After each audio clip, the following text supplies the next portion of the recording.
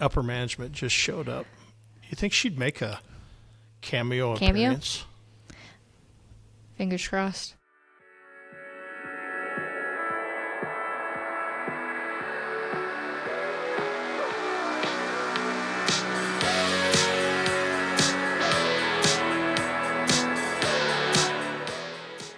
Welcome to Cue the Mic.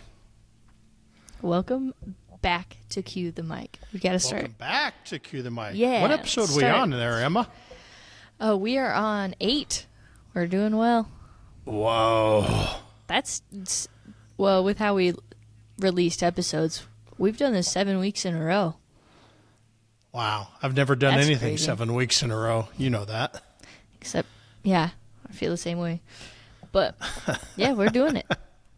Now it's become a habit, right? I know. Isn't that We're so in the close habit? to double digits. Isn't I don't know. Isn't that a habit? Once you do it for I think you got to do it 15 times and it becomes a habit. Maybe it's 7. I don't know. I don't either. But, yeah, we're doing it.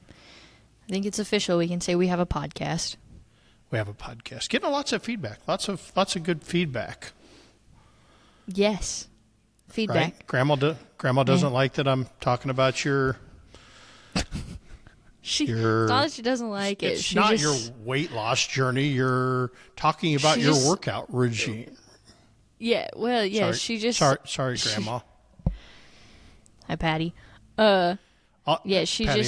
Patty, I'll still give you your discount on all your food for the church. Don't worry about it. Wrong grandma. Oh, wrong. That's Barb. Oh, that's all right. Barb. Okay. Yeah. And you also don't give her. Yeah, it doesn't matter. But yeah, Patty mentioned that I told her about last week's episode. She does listen, so I'm sure she'll hear it. But I had given her a little I was talking to her about it, and I said that you had said that. She said, "Tell that boss of yours that he doesn't need to shine the light on you like that." I was like, "It's okay, Grandma." She said, "Well, now Emma, everyone's going to be watching to see if you're making any progress." I was like, Right. So, right. I mean, if you want to be famous, Emma, that goes with the territory. I don't know if I want to be famous. Then what are you doing on here with me? I like to be acquainted with famous people. Oh, so now I'm famous. You're in the Barbecue Hall of Fame, so yeah. Man, my camera quality is extraordinary today. It really is. It's kind of stepped up its game. On its own, too. Looking pretty good. Okay. No comment. Let's tone it down. Okay. Let's yeah. talk. Yeah, so what's going on? How are things? Crazy day in the restaurant. Like most of you know, I walked in this morning and only 2 things were broke. That's a good start. That's a big positive. 2 things. I was able to fix one of them on my own, and one of them I thought I fixed, but ended up not being fixed. So, pretty good shot. But spent, I normally try and get out of the big restaurant by 11:30, because if I don't get out of there, I'm there till 2:00. Well, I kind of got sucked in, and World Pork Expo is next week, and we do a huge amount of catering at World Pork Expo. Well, I shouldn't really say we. I mean Shayla and Emma and crew, because I go fishing. Yeah. In Canada. I'm so purpose. excited. Yeah. So a big thing for us. So today we were working on a new recipe for oink balls. So you probably, a lot of you heard about moink balls, which are, beef meatballs wrapped in bacon, moo and oink. And for Pork Expo, it's all pork, so we make oink balls. And we've made them over the years, but I kind of wanted to tweak up the recipe a little bit and added some different seasonings in, and made them all from scratch. So I did that. I did a homemade pork burger I wanted to try out, so we got that. And so we think we're all ready to go into mass production here. So we've only got a couple thousand meatballs to make and a couple, few hundred pork burgers to make, and another, I think, 650 pounds of pork loin to get through, cut into chops and pork loin. cook and whatever, lots of pork loin. So anyway, got through that. Had one more thing break on the way out the door, and here I am. I should just have an adult beverage in my hand, but I'm just going to stay with the iced tea. You know, I'm not into the crazy stuff yet. I do a lot of, like, you do all the kitchen stuff. I do, like, the prepping for everything else. And we're not starting that until Monday. So I got some time. But Yeah, I'm excited for the work Pork out. Expo. We think we got a I'm good excited plan. for the Pork Expo every year. Yeah, it's this fun. year, I Kind of think an it'll be off-site. It used to be. We used to Yeah. do a huge amount of catering. I mean, I One used of to my bring in Yeah. 5 750-pound smokers, a 48-foot reefer. We rented a tent. We did Yeah. all this stuff on site. And then when One COVID year we happened, Pork camped. Expo, we actually had campers Yeah. out there. And I mean, it Yeah. was 24/7. It just never stopped because it was just a lot easier. You were only going to get 6 hours of sleep anyway. So you might Right. as well have them at the fairgrounds rather than driving a half hour home, a half hour back. So, Right. yeah, but when COVID happened, it kind of all went to crap like everything else. And then it came back, but it came back very slowly. Well, when it came back, we knew now that we had the capacity at our Second Avenue location to kind of handle that volume. You know, it's just like having another graduation weekend. We're weekend number 5 in a row of graduations, which is crazy because it used to be 2 weekends in May, and that was graduation season, and we had this big pop for 2 weeks, and then you hit Pork Expo and you were done, and it just will not stop. It is a freight train. No. The amount of meat these guys are cooking and smoking, I mean, it's just crazy amazing. I mean, I think we've got another 25 events tomorrow, and I think there's 13 or 14 events on Saturday or Sunday, and 300 plus feeding the National Guard, 350 box lunches in the middle of that on Sunday, and it's just a damn near shit show. But we're getting it all Damn done. near, but not quite. All the staff, they're knocking it out. I'm ready for them to get Pork Expo out of the way so we can kind of get back a little bit to normal and just get everybody breathing again and not so stressed out and not so working so much overtime and kind of ease in until the holiday season rears its head. Yeah. And that'll be right around the corner. Yeah. Holidays are going to be here before we even know it. Yeah, I know. The chaos. So anyway, this morning Yeah. I was sitting around early this morning, about 5:30 at the end of the bar at the restaurant like I normally did, and we were, Emma and I had talked about, what do we do for podcast? Content's always tough, and we had a comment out there last week, I think, on one of the things from Meet Rushmore. Meet Rushmore on Instagram. He commented and asked. He asked for some tips on kind of transitioning from a barbecue competition team to a restaurateur. Right. Which and so I sent to Darren and I'm like, immediately. You said that's going to be a podcast. Yeah, I knew that we were looking for ideas, so I sent it to him, and as soon as I saw it, was like, hey, here's an idea. Because we needed some. And so this morning I'm sitting there thinking about it, and I'm going, okay, how do we fill up 45 minutes talking about this?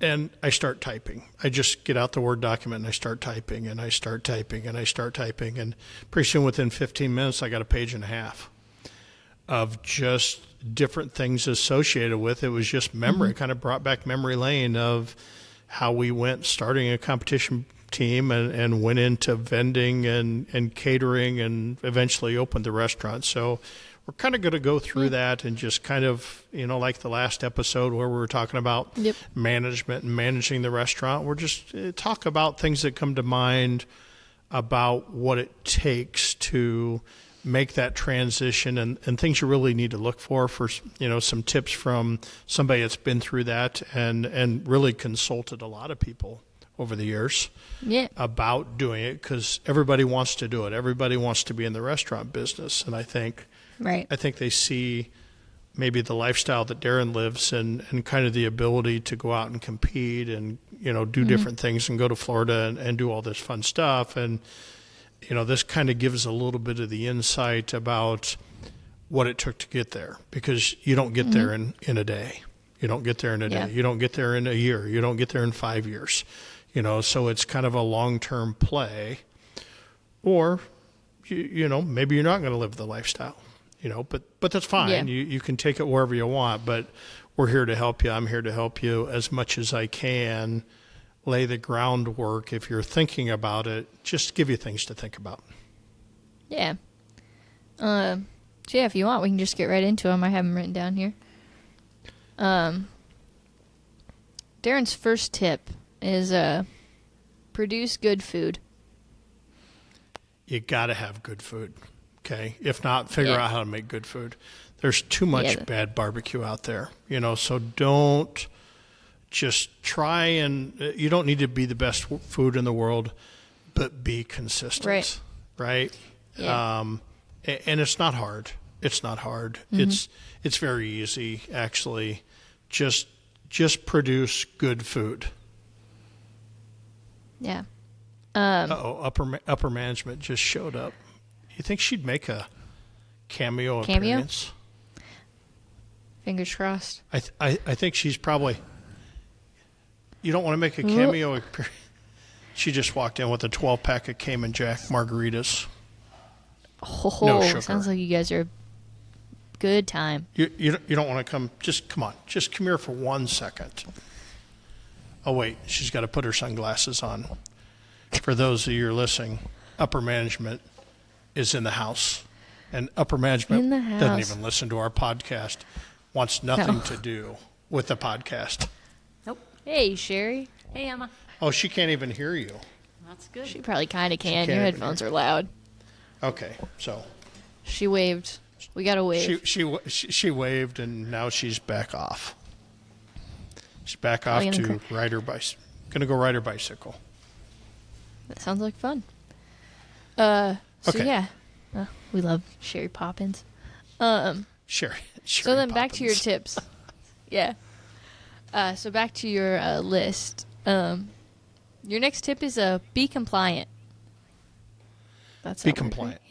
Do it Yeah. the right way. I see a lot of people that try and avoid the health department, try and don't carry insurance. Just do it the right way. I feels mean, like you're it should never be going to be wrong illegal. if you do it the right way. And it's very easy to do it illegally. You can just start doing stuff. But what I find is if you're not doing it legally, you're probably not doing it right either.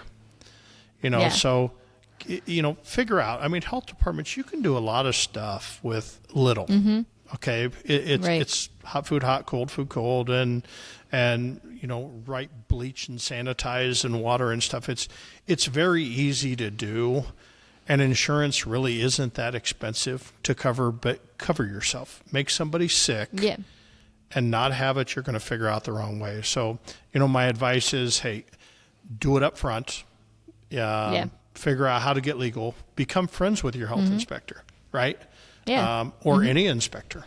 I had the county inspectors in inspecting us this week for our annual liquor license, and instantly he was in the middle with my GM walking around, and I kind of took over, and we started talking about fishing and barbecue, and I was giving him barbecue tips, and we get about halfway through this conversation. He goes, "Are you trying to derail me against this?" And I said, "No, not at all."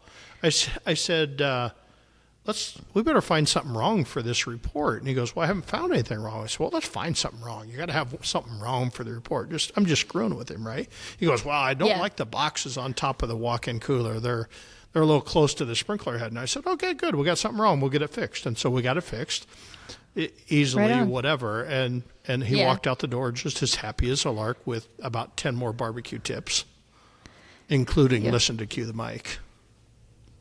Actually, plug in the pod. Look at you go. That's what I do.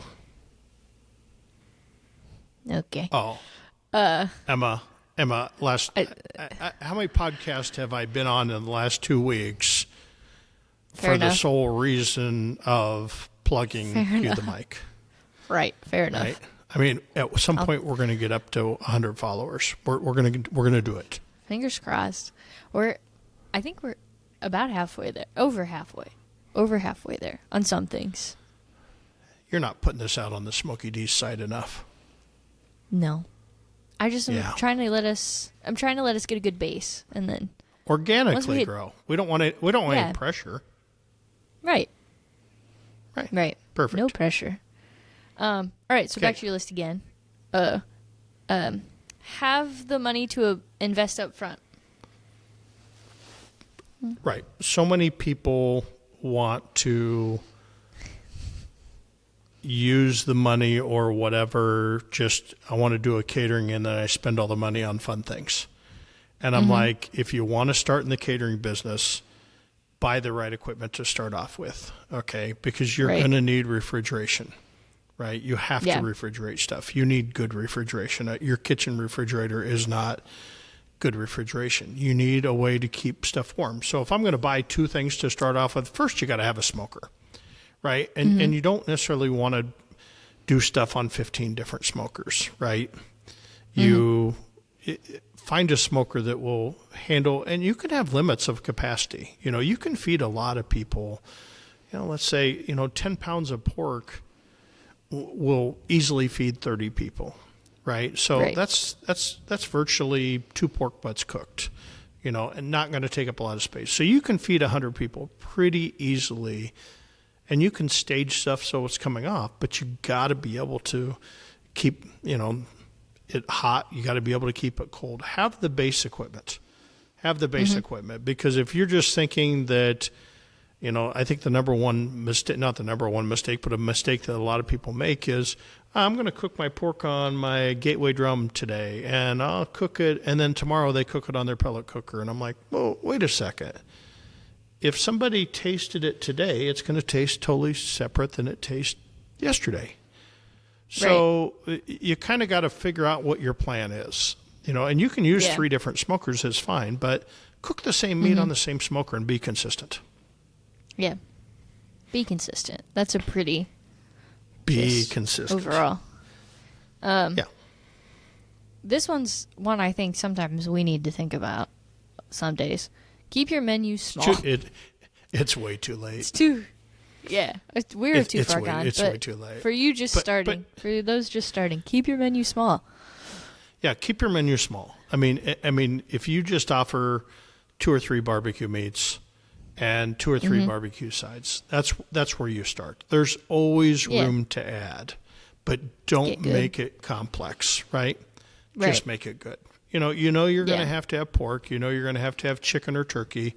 You're going to have brisket. Okay, or some sort of chopped beef. Doesn't necessarily have to be brisket, but it could be chopped beef.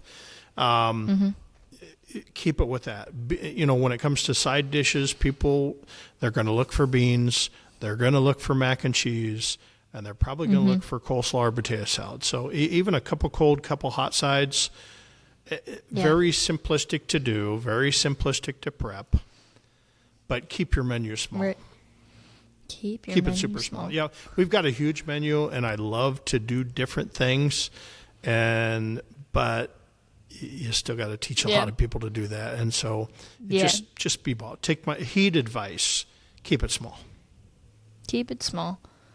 And one thing that I would add along with that with side dishes is, don't be scared about buying a side dish. Okay, not everything has to be made from scratch when you're that size if it's tougher. For instance, there's a lot of good product out there. You can buy some really, really good mac and cheese, right? You don't have to make your own.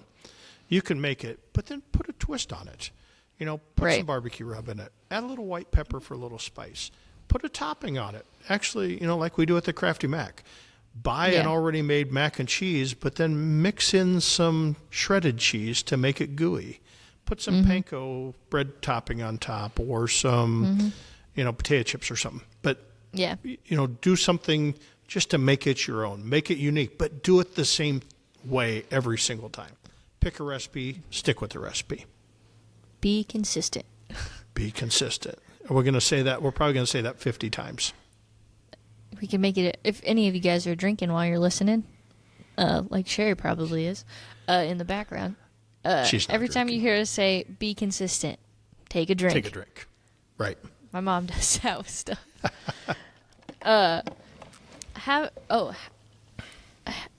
You have to have a way for the customers to taste the food. The way you typed that was so weird I couldn't read it. Have to have a way for, well, I was typing was it just- so quick, Emma, that I just had to get these minds onto paper before I forgot. That's how my mind works. But I know. the one thing about catering, to start a catering business, and I think for everybody, don't go into the restaurant business. Start with the catering business. I think it's a good way to, first, you can make a lot of money. You can keep your overhead very low. Restaurant adds 100 times more complexity to the deal. And we wouldn't have a restaurant today if it wasn't for catering. But the most important thing is people have to taste your food. If you're going to cater your wedding with me, or you're going to cater an office party, you're probably not going to do that blindly, right? You're going to want to taste the food. So we utilized back in the day, in the way early day, 17 years ago, we used vending. We would go to barbecue contest and we'd vend, or we would do people's choice contest. We would do today popular pop-ups. You can do pop-ups in restaurants. There's a lot of breweries that do pop-ups that you can be legal with the health department and do pop-ups and just come there and serve pulled pork nachos or whatever. But get people to taste your food and get your name out. Yeah. Very important. But then where we started was actually athletic banquets. So when we first started the catering business, Haley was in school and whatever, and some of the teachers around saying, hey, do you think you could do an athletic banquet? And I'm like, oh, yeah, I think I can, and I'm going to give you a discount too. And so what we did was, because if you think about an athletic banquet, mom and dad were there, the kids were there, sometimes grandma and grandpa were there. And so you get the whole family. And when you get the whole family tasting the food, then people start talking about birthday parties and graduations and weddings, and it just kind of spreads. So getting involved in that school system is a real quick, easy way. Even if you're doing it for nothing or very little to cover your cost, it's a great way to get your name out through the school system. Advertising, and that's probably one that I didn't write down, but don't go out and put an ad in the newspaper.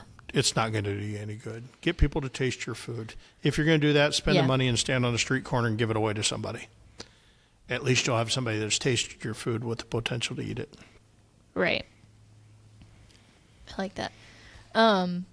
Design processes so that anyone can do your job. Right. So one of the things I hear from a lot of people is, I can't do that catering because I got to work until 5 and they want it at 5:30 or 6 o'clock and whatever.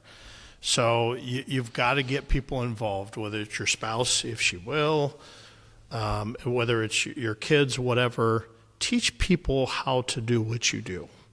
Show them how to do it so that if they need to put pork butts on the smoker while you're at work, or they need to check something, whatever, teach them along the way how to do it. Or a friend or a neighbor or whatever. It just helps to have support. But, I mean, I know you're the pit master, right? But the pit master to me means that they've trained as many people as they possibly can to produce good barbecue. And so if you're a one-man show and it comes up on wedding day and you're sick, what do? So design that into your process and your way of thinking. Yeah. I think that's a good one. Have accurate portion charts on what to produce and serve.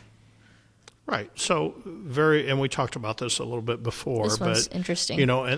And there's a lot of charts and stuff out there, and we'll repeat a little bit. But when you're doing side dishes, a good rule of thumb, 6 ounce on hot sides, 4 ounce on cold sides. So coleslaw and potato salad and stuff, you're probably 4 ounces. Mac and cheese, potato casserole, starchy foods, mashed potatoes, whatever, they're going to hit pretty hard. So if you try 6 ounces there, 4 ounces on the lighter ones. When you talk about the portions of meat, you got to look at your bun. Okay. Now, in today's world, we used to serve a huge bun with a lot of bread, and people didn't like it. They don't like a lot of bread. So the smaller you go with the bun, the less meat you need. Now we still run everything 5 1/3 ounces on a 1 meat 2 side buffet. A 2 meat 2 side, we do 6 ounces, 3 ounces of each meat, and we're very heavy and never have a problem. Are you yawning? Not on purpose. This is interesting to me. That 4:15 wake up call came very fast this morning. So it just caught up to me. But anyway, so on side dishes, and there's all kinds of stuff on the internet, and it's all going to tell you about the same stuff. But what you have to remember is, as you're trying to portion stuff out, first, be consistent. And second of all, put your plate out there and go measure that stuff out. Grab a 4-ounce scoop and a 6-ounce scoop and put 6 or 5 1/3 ounces or 5 ounces or 4 ounces of brisket or whatever you want to serve.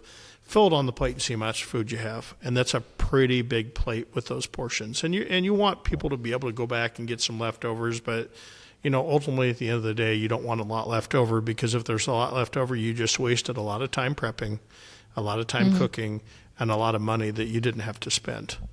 So, it's just a good rule, very, very close. It's gotten us for years. We've never changed, and we run 6 ounces on everything. And I always want to switch to 4 ounces, and everybody always wants to stay at 6 ounces. So we stay at 6 ounces. But, I guarantee when we go in, we could probably do 3 ounces of beans, and it was probably a lot, because people have, number one thing, we had a lot of beans. Because you want to know why? Because half the people don't eat the beans. I don't eat beans. Right. I ate a lot of beans. But see, balance. Right. This one I think kind of ties in nicely. Set up your buffet line as not to run out of food. Right. So when I deliver caterings, and for years I've delivered caterings, I don't deliver too many anymore, but when I get a chance, you set up the buffet line, and there's only one way to set up a buffet line to me. And you start with your plates and forks and napkins at the front. Now, some people like their forks and napkins at the end. I'm fine with that too, but you got to have a plate to start. And then you go into your cold sides. So if you got your coleslaw or potato salad, I'm putting those up front. And then I'm putting buns. Don't put the buns before your coleslaw, right? It's just going to be in the way. Right. You need your bun before your meat. So you put your bun right before your meat. And so you put your meats, and then you're going to put your sauces, because people are going to want to make a sandwich and then put sauce on it, and then go to your desserts. But the most important thing is, if you have a meat that's very popular and expensive, let's say burnt ends or ribs, that goes at the end of the line. And I always joke with customers when I deliver. They're like, you got 5 pounds of burnt ends here. Let's put those over in the corner behind the projector in the kitchen sink. And they're like, huh? I'm like, well, yeah, because then not everybody's going to eat all of them. But I tell you what, you want to make a mistake in catering, put your burnt ends at the front of the line. Put your meat at the front of the line. They're going to fill up their plates full of meat. You're going to run out of meat according to those ratios, and you're going to have a ton of sides left over. So ultimately, you want to fill that plate with the cheapest to the most expensive. So the cheap stuff and the cold stuff, you want to, and salads and whatever, that all takes up room on the plate. So by the time they get to the expensive sides, they don't have much room to put a lot on their plate. And then they're already going, wow, I got a lot of food, better not take so many burnt ends. Right? Right. And some people are going to skip it all and go right to the burnt ends. You're going to have that. And some people are going to take one. So don't worry about volume running out. If you use those ratios that I talked about in those portions, I don't think you're ever going to run out of food. Now, you maybe run out of food when people go through the line the second time, but that's okay. They're not paying for a second time through the line. Yeah. This next one you kind of touched base on when we were talking about being compliant, but hot food is hot and cold food is cold. Yeah. So I see some amateur caterers once in a while, they'll take stuff out and they'll throw stuff in the back of a truck to go deliver it, or, not put, and even in our catering business once in a while, if it's 95 degrees outside, you cannot take the coleslaw and just throw it on a bread rack and take it out the door. Okay. No. You got to put it in an ice bath. You got to get it in a Cambro to keep it cold. it's just super important. If you want to succeed in the catering business, hot food hot, cold food cold, and that's not when it leaves. That's when it gets to the customer and it gets ready to serve. And along with that is, you're also keeping pan lids on stuff. Barbecue. When you're catering barbecue, the worst thing that happens is you take the pan lids off and it sits there for 15 or 20 minutes. Air is the worst thing for barbecue. Now, you can keep it hot all you want, but air kills it. So learn how to properly instruct your customers on how to roll back foil lids and how to roll back saran wrap and things like that, so that they're keeping the best quality, because the best quality is going to sell the person at the end of the line to do that graduation party. If they get there and the food's crap, they're going to go, oh, why would I cater this, right? So you want it to be good for everybody. But hot food hot, cold food cold. Yeah. This one is be consistent in your presentation. Same foil pans, bowls, plasticware, that kind of stuff. Yeah. Yeah, just be consistent when you're in what you're serving. So many people see something on sale and say, I'm going to put it in this, or I'm going to put it in this, and everything looks not the same. No, pick the way you do it and do it every time, right? So if you always put everything in a deep half pan, put it in a deep half pan. If you always put your salad in a black bowl, always put it in a black bowl. It's fine if you put it in a foil pan, but always put it in the foil pan. And so you want that presentation to be neat. You want the same tongs, and don't try and go to your kitchen drawer and you got tongs that are different sizes and spoons with different colored handles. It just looks wonky.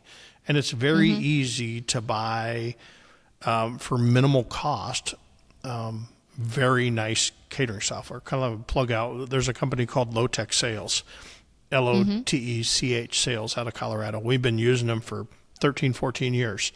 Now we get everything monogrammed. So they stamp in these really heavy duty black utensils. They stamp our name in. And the reason we do that is when people are going down a buffet line, they got to know where the food's come from. So if they're just looking at food, you can put it on the lid, but when they take off the lid to serve it, nobody knows where it's from.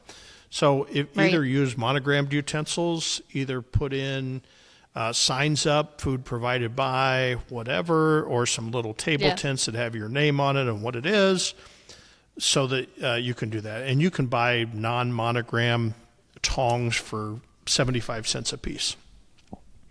And so when you look at 75 cents a piece, and you may have to buy 100 of them, but $75, it's the best investment you're ever going to make. Now, what we like about the monogram stuff is we take them to offices, and, of course, people grab these heavy-duty tongs and go, wow, this is too good to throw away. So they wash it and put it in their drawer. And then every time they reach in their drawer, they're like, oh, Smokey D's, haven't had that in a while.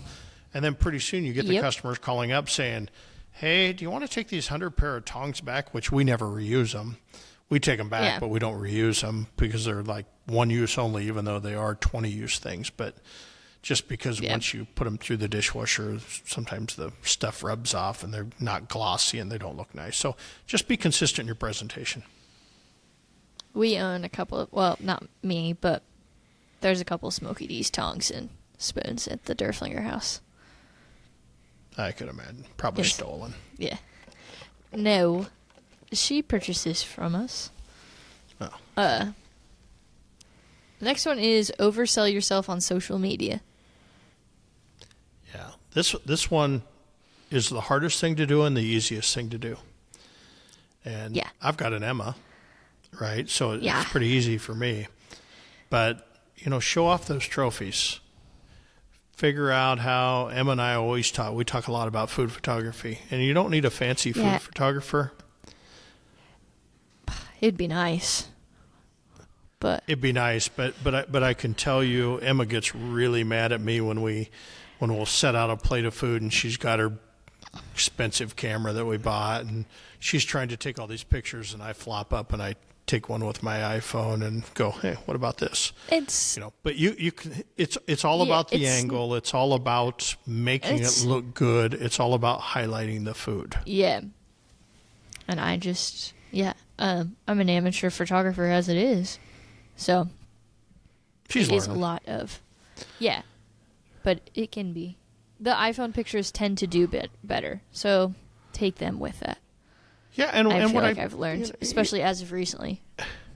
and But I'm big on, hey, put food in motion. If you got gooey mac Yeah. and cheese, let's put it in motion. Do a little video, Mm-hmm. show it's gooey mac and cheese, and or go to Google. One thing that's constantly, if we're going to take a picture, I can't make this basil mac and cheese look good, right? So go Google basil mac and cheese and look at images and go look at which one looks good, because it's not Yeah. always about the image. It's not always Yeah. about the mac and cheese. Sometimes it's about the background that accentuates it. So right, which is sometimes a hard thing, or a thing I have a hard time grasping. Yeah. Because it is. I'm trying I have to to sell a remind her about product. that, but overall, Yeah. she lot. does a nice Not job. a So lot. it's just, but getting that word out and oversell yourself is really an important part. Yeah. Perfect the art of rethermalization. That word seemed really big to That's me a big for word. a hot second. It is. So to all the people that cater and say, "Oh yeah, I do everything fresh to order," probably aren't going to do very much catering. Or they're fitting. It's just impossible, So it's Yeah. it's if you're going to do any scale, and so what I'm saying is, if you're going to scale, you might as well start on a small scale. It's okay to figure out how do you retherm that product the best way. Now, our whole entire catering operation is based upon rethermalization in bags, in Cryovac bags. Now, that's not necessarily going to happen at all with all the health departments. Little trick, they hate oxygen-deprived packaging. Health departments hate it. But there's part of, by vacuum sealing, they say within 48 hours stuff starts to grow and da-da-da-da-da. So they absolutely hate it. But there's a caveat that says these bugs and everything that's we probably shouldn't refer to it as bugs, but anything that's going to cause harm to you in oxygen-deprived packaging doesn't even start growing for 48 hours. So everything that we do is never in a Cryovac bag for more than 24 hours. And so it's dated, it's labeled, and then, it's simple for us and then you can retherm it. You can boil it. We don't boil it. We wrap it in foil and put it in the oven. We can put it in the smoker. We can put it wherever we want that has heat, as long as we get it heated up to temp within 4 hours, and we get it above 165 degrees, it doesn't matter. So we do hundreds, and I would guess close to millions of pounds of meat a year doing this. Huh. And to me, it's now, if your health department doesn't like it, I know a lot of big time caterers that used to take their meat and put it in foil pans and let it cool down, and then they would take a piece of saran wrap and push it down and actually create their own kind of vacuum seal. Because if you were just to put that in a pan and cover it up with saran wrap, when it heats up, it starts steaming. And when it steams, then it's going to turn your pork gray. But if it can't get any air, it's going to stay nice and pink, and it's going to look like it just came off the pit. Yeah. So there's tips and tricks there that happen. A lot of people use the freezer. I know a lot of guys out there that have relatively good-sized catering operations that will cook up, 500 pounds of brisket or 500 pounds of pork, and then they'll Cryovac it in 5-pound packages, and they'll, put it in the freezer, and all of a sudden they got a catering for tomorrow. Boom, take it out. Within 2.5 hours, they can heat it right up in the oven, dump it, just damn near as good as it came off the pit. And so you've got to learn the art of rethermalization. And that, if you're just starting out, that makes it super easy. Now, of course, you want the health department to buy into what you're doing. So labeling plays a part of that, and getting back to having the right equipment. Cold food, cold. I mean, if you're gonna rethermalize stuff, you've got 4 hours to get that below 40 degrees. And so you're not going to put that in, you're not going to put 200 pounds of meat in your home refrigerator. You're going to go back the next day, and it's going to be, still warm. So whether it's an ice bath to get it cooled down, or a commercial refrigerator, something, it's going to be a lot of work to start, but the bigger you grow, the easier it becomes. But it's all about air movement. It's not about necessarily keeping stuff cold. It's about how do I move air to get it chilled down. So we actually have blast chillers. So we have a huge blast chiller. We can put thousands of pounds of meat in and get it down below, 38 degrees in a matter of 90 minutes. So very easy for us, but in the backyard or just starting out a catering business, you just got to think about that. They do sell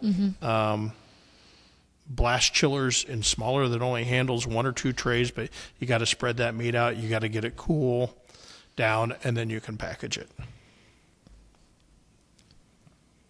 Yeah. Over communicate with new customers. Yeah, so if you got a new customer, the Yes. biggest thing they're worried about is, are they going to pull this off? And if you Yes. can over communicate and just kind of, whether that's an email, whether it's whatever, hey, we're still set, and we're not the greatest at this, and I'd like to improve like this from our catering perspective, but we're so huge, it's hard. We have a hard enough time getting the phone answered to take all the orders, let alone kind of getting back out to everybody and saying, hey, still set, got you set for 25 people tomorrow at 3 o'clock. What person should be arriving here? Just all that other stuff gives them peace of mind. You got to be easy to do business with. You got to be easy to call, to respond. You can't wait 2 days to respond. And if you're going to grow, you got to just be really good at that. Up until I think 2010, I was the catering person. Okay, 24/7. Yeah. They had my cell phone. I just handled it, and it's relatively easy. It doesn't take a lot of time, but you gotta make the time to do it. Take 15 minutes a day and make sure you're following up and have a routine that, hey, I'm going to send out that email or I'm going to make that phone call the day before from a catering saying, hey, here's our plan. Anything changed? Everything's good. Give some peace of mind. It's going to help you grow your business. Yeah. Change, or that does not say change. That says charge the market. Yeah. Charge the market or a little under. Yeah, so if you're starting out, I see a lot of people that, starting out, and I see stuff on Facebook and different things, and I'm like, they're just starting out and they're charging $32 a pound for brisket. Right. And I'm charging $20 for brisket or $21 for brisket. And so I look at them and I'm like, that's interesting because food's not costing them that much more. Right.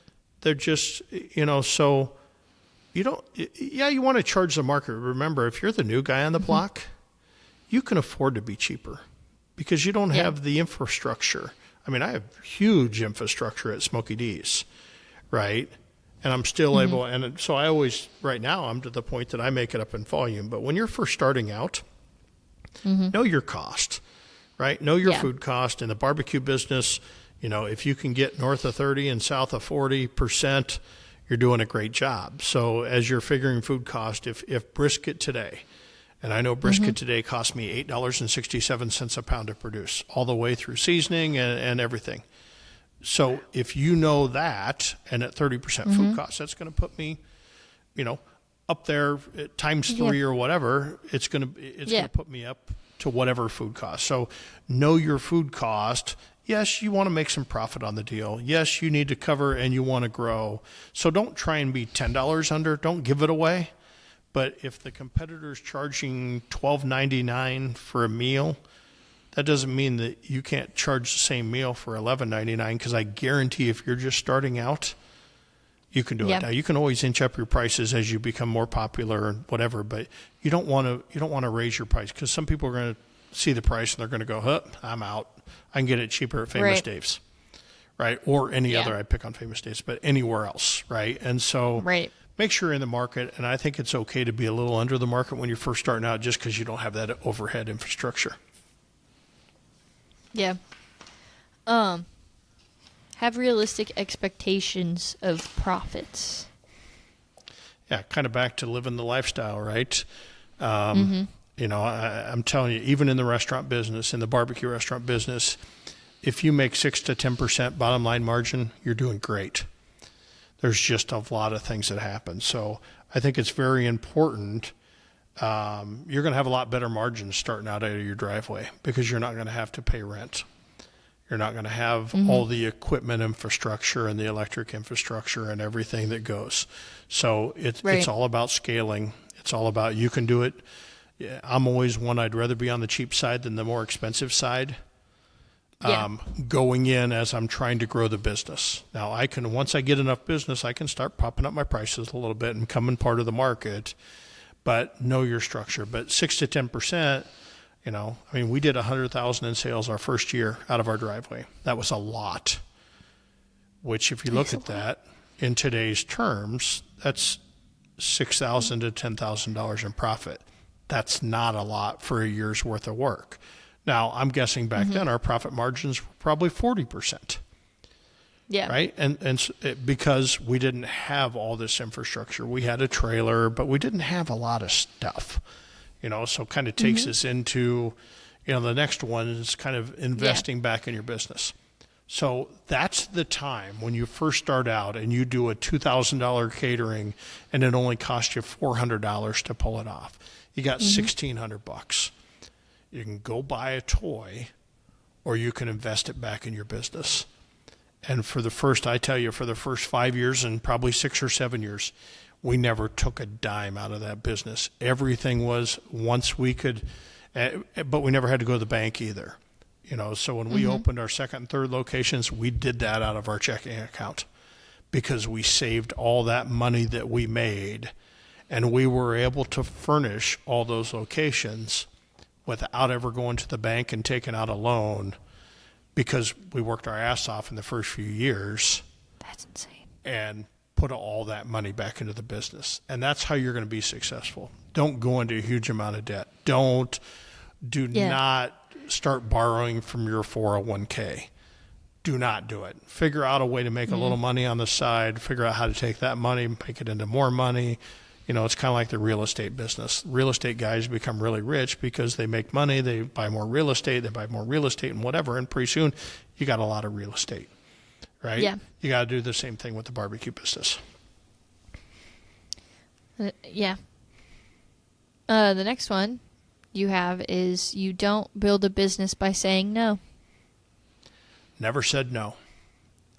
Oh, you actually did to me Sometimes twice. I've said no in to the last you. week. Fair enough. But to a customer that wants to do business.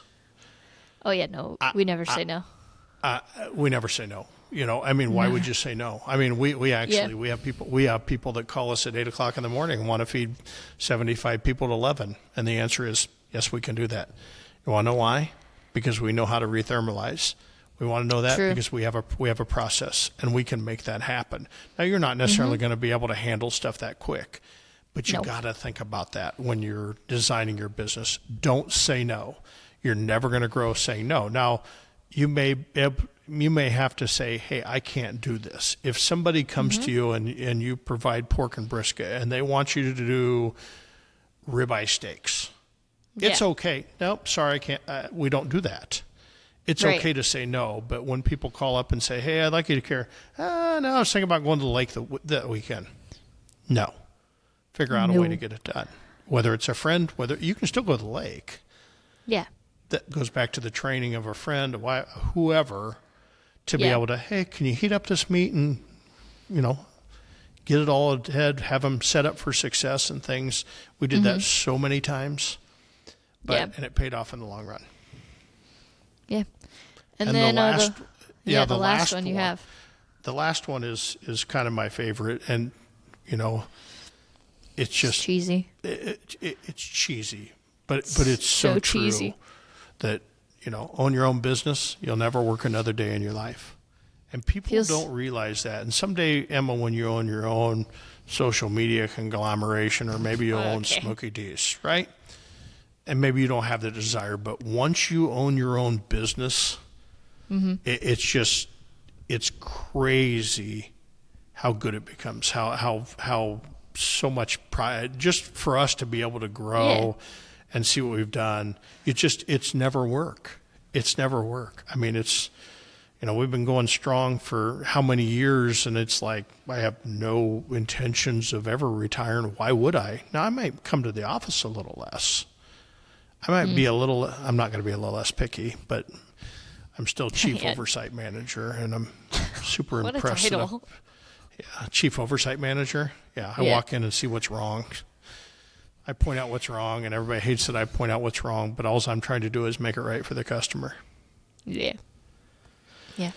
So anyway, that's my list, and that last one and there's probably things that were on the list, but I typed that list out in 5 minutes this morning, and that's how much I love the barbecue business and how much I love the catering business and just teaching people about how to do it the right way. I think how long it took you to make this list has changed every time you said that, time-wise. Just say. Yeah, you're not very consistent in that. It was not long though. It was very quick, and I think hopefully this is a good episode and people are able to kind of share this, and it'll entice people either to get in the business or get out of the business and do it the right way and just figure out. And if you got questions, we're always here. I'm just leaving the comments. We're all there, and we can talk about it and we can shout out about it and stuff, but this is what we've learned over the years. I'm there, and then I'll send him a screenshot. Right. We are a team. You're right. We are a team. We are a team.